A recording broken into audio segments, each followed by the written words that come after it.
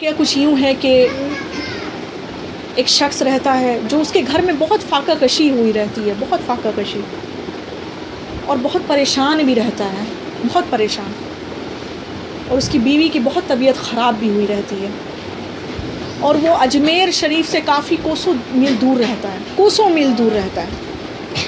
اچانک سے اس کی بیوی کہتی ہے کہ ہم تو خواجہ غریب نواز کے ماننے والے ہیں، تو خواجہ غریب نواز کے در جاؤ، کیونکہ جو کوئی بھی خالی ہاتھ ضرور جاتا ہے لیکن لوٹ کر جب وہ آتا ہے تو کچھ نہ کچھ اللہ اس کے لیے انتظام ضرور کر دیتا ہے۔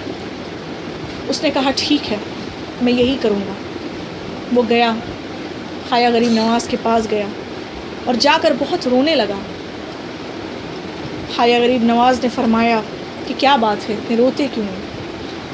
جب وہ ایک صدی دیو ہے نا جو تھا، وہ جنات، اس کے دل کا بھید خواجہ غریب نواز نے جان لیا، تو ہم جیسے لوگوں کو، ہم جیسے چاہنے والوں، ہم جیسے خواجہ غریب نواز کے چاہنے والوں کے دلوں کا حال نہیں جانتے خواجہ غریب نواز؟ ضرور جانتے ہیں نا جی۔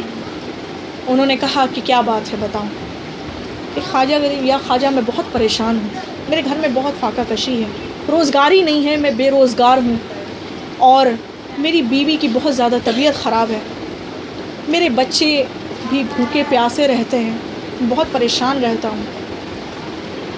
انہوں نے بس خواجہ غریب نواز نے اس کے چہرے کو دیکھا اور مسکرایا، جی، جسے ہم نظر کرم کہتے ہیں، ہے نا، مسکرایا انہوں نے اور کہا کہ جاؤ اپنے گھر کو لوٹ جاؤ، تمہارے بچے، تمہاری بیوی انتظار کر رہے ہیں اور تمہاری حاجتیں ضرور پوری ہوگی۔ کیوں؟ کیونکہ میں خواجہ تم سے کہہ رہا ہوں۔ جیسے ہی وہ گھر کو لوٹتا ہے، دیکھتا ہے کہ اس کی بیوی جو بیمار تھی اسے شفا مل گئی، جو بستر سے ہل نہیں سکتی تھی، جو اس کروٹ سے اس کروٹ نہیں ہو سکتی تھی، اٹھ کے کھڑی ہو رہی ہے، اور وہ اچھے اچھے پکوان پکا رہی ہے، اور اس کے گھر میں راشن ہے، سب کچھ ہے، الحمدللہ، اللہ اکبر، اس کے گھر میں کسی چیز کی کمی نہیں۔ اس کے بچے کھا پی رہے ہیں اچھے سے اور تعلیم بھی حاصل کر رہے ہیں۔ جب وہ دیکھتا ہے یہ منظر، یہ کیسا منظر میں دیکھ رہا ہوں، یہ کیسا منظر ہے، اسی رات کو اس نے خواب دیکھا، بڑا خوش ہوا، اس نے 2 رکعت شکرانہ نماز بھی ادا کیا اور خواجہ غریب نواز کو نذر بھی پیش کی۔ کہا کہ یہ میں سمجھ نہیں پا رہا ہوں یہ ہوا کیسے۔ سو گیا، خواب میں دیکھتا ہے کہ خواجہ غریب نواز اس سے غیبی صدا سے گفتگو کر رہے ہیں اور کہہ رہے ہیں کہ یاد ہے تو آیا تھا، مجھے میرے پاس آیا تھا بڑا پریشان ہو کر، جیسے ہی تیرے گھر کو ایک ایک قدم لوٹ رہے تھے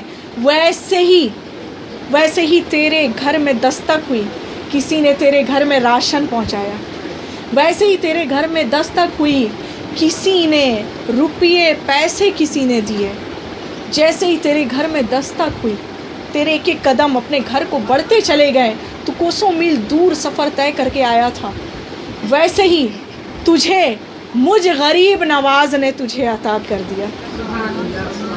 یاد رکھنا، کبھی یاد رکھنا، جو اس در، خالی ہاتھ جو اس در پہ آتا ہے وہ لوٹتا بھی ہے۔ اگر کوئی زیارت بھی ہم میں سے کوئی جاتے ہیں، الحمدللہ، انشاءاللہ اگر اللہ نے چاہا تو ہمیں بھی زیارت نصیب ہو، ہم بھی جائیں ان کے در، اور جب جائیں تو یہی کہیں، اور خواجہ غریب نواز کا یہ وعدہ ہے کہ تم آتے تو ہو خالی ہاتھ، لیکن تمہارے ایک ایک قدم جیسے پڑیں گے نا تمہاری گھر کی طرف، پھر تم دیکھنا کچھ نقشہ ہی الٹا ہوا رہے گا۔ جی، یہ خواجہ غریب نواز کی عطا ہے، الحمدللہ، یہ ان کی عطا ہے۔ میں یہی کہنا چاہوں گی کہ خواجہ غریب نواز نے کہا، اپنے آخری وقت میں انہوں نے فرمایا تھا، کچھ جملے پیش کر دوں آخری، بس 5 منٹ، بس یہ اختتام پذیر ہو رہا ہے۔ انہوں نے فرمایا آخری وقت، عرس مبارک ہے نا، عرس مبارک کے حوالے سے ہی میں پیش کر رہی ہوں، انہوں نے فرمایا تھا کہ یاد رکھنا، اپنے خادموں سے کہا تھا، اپنے مریدوں سے کہا تھا کہ یاد رکھنا، مجھ خواجہ کا دامن کبھی نہ چھوڑنا، کیونکہ میں نے میں نے اپنے تمام مریدوں کو، اپنے تمام چاہنے والوں کو تھام رکھا ہے. تو کبھی میرا دامن نہ چھوڑنا، اور یاد رکھنا ہم تک آتے جاتے رہنا. اپنے مریدوں سے کہا، خادموں سے کہا، میں رہوں یا نہ رہوں، ظاہری حیات میں رہوں یا نہ رہوں، آتے جاتے رہنا، زیارت کو آتے جاتے رہنا.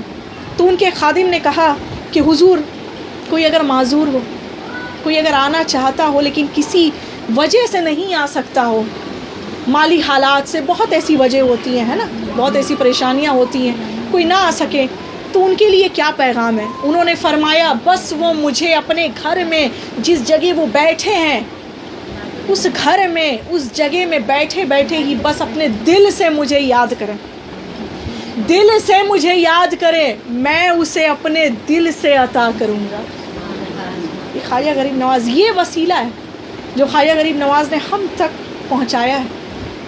اور الحمدللہ کہ اللہ نے ہم تک سلطان الہند الولی کو ہم تک پہنچایا، ہمارے دلوں میں خواجہ غریب نواز کی محبت جگائی. یہ ہمارے لیے بہت بڑی شرف کی بات ہے الحمدللہ. جی میں بھی یہی کہتی ہوں، اور خواجہ غریب نواز نے بھی یہی کہا کہ یاد رکھنا عبادت کے بغیر، عبادت توحید کے بغیر عبادت تعظیم ادھوری ہے.